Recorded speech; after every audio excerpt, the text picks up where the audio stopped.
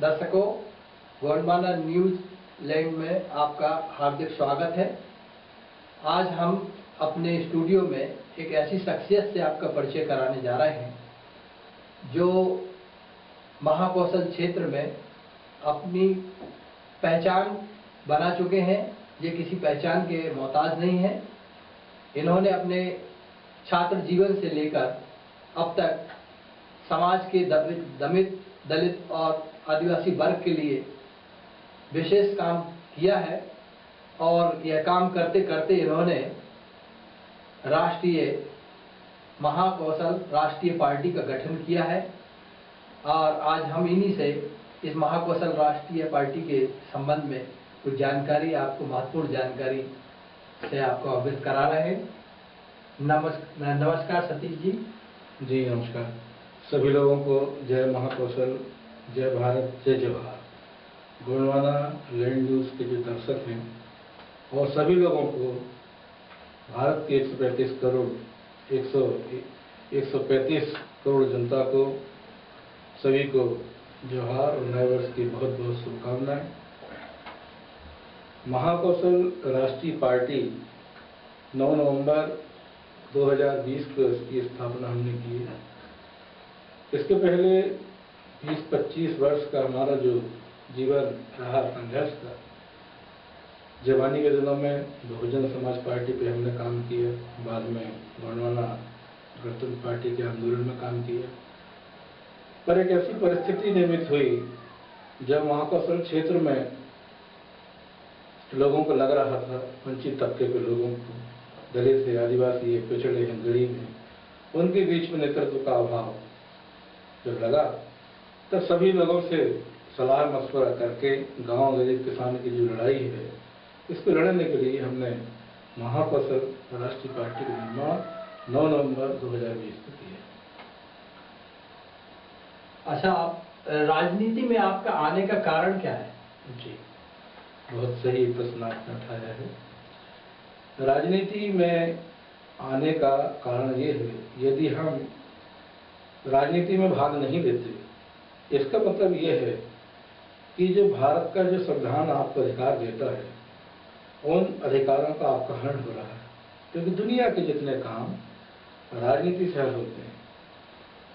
राजनीति में आने का हमारा उद्देश्य ये है कि एक अवसर, प्रतिनिधित्व का सवाल है कि हमारे लोगों को प्रतिनिधित्व मिले, वो लोग जाएं, जनता के लिए जो काम होते हैं वो नीचे तक नहीं पहुंच पाते।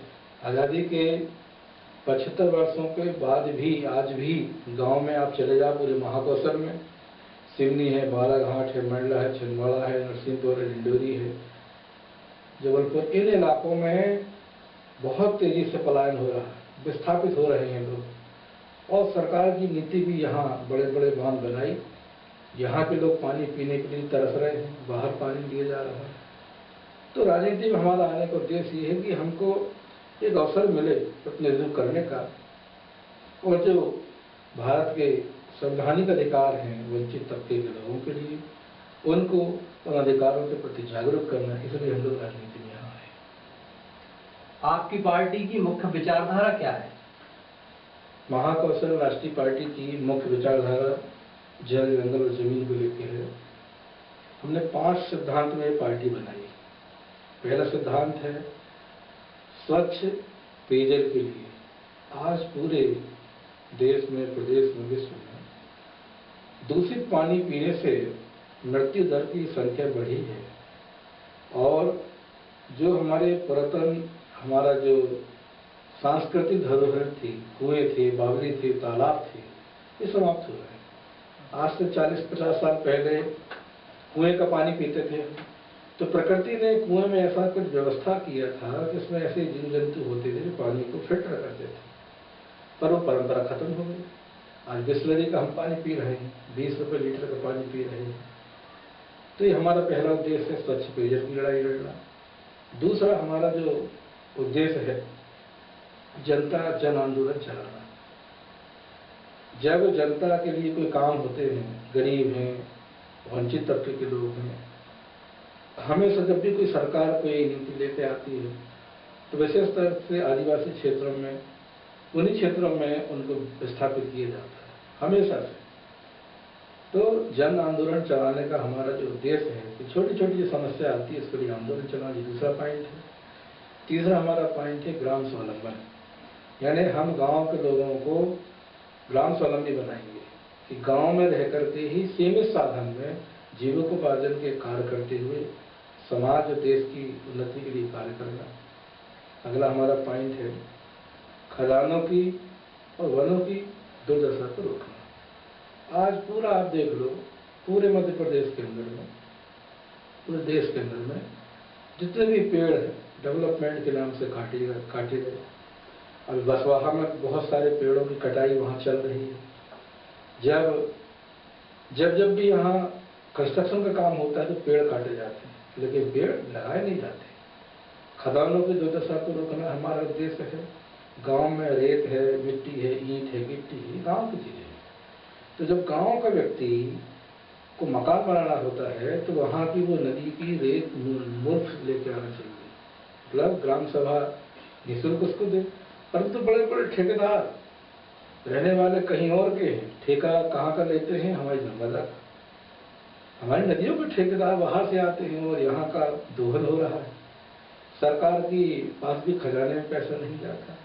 तो हमारा उद्देश्य है वनों और खजानों की दुर्दशा को रोकना। और एक जो हमारा 5वां पॉइंट है खेती, नौकरी और व्यापार न हो किसी एक के पास अधिकार। डॉक्टर राम मनोहर लोहिया जी कहते थे एक ही व्यक्ति के पास खेती हो 500 एकड़, 700 एकड़, 800 एकड़, और वही व्यक्ति प्रथम श्रेणी अधिकारी बन गया और उसी का बहुत बड़ा व्यापार हो, तो ये नहीं होगा। धर्म और धरती बंटना चाहिए।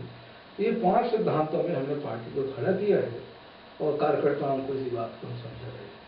चलिए, वो ये जल, जमीन और जंगल के मुद्दे पर आप क्या सोचते हैं? क्योंकि बहुत सारे राजनीतिक और सामाजिक संगठन भी इस मुद्दे पर काम कर रहे हैं।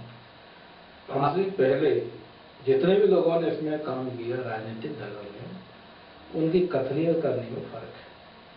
सही में यदि जल, जंगल, जमीन की बारे में वो सोच रखते तो आज आप देखना, जैसे ही जेठ का महीना आता है यानी मार्च के बाद 50% झगड़े पानी को लेकर होते हैं। लोग अपने पानी के लिए कितनी दूर से 5 किलोमीटर 7 किलोमीटर दूर से पानी लेके आते हैं। तो आज़ादी के 75 वर्षों के बाद भी आज तक इन सरकारों ने पानी के लिए काम नहीं किया।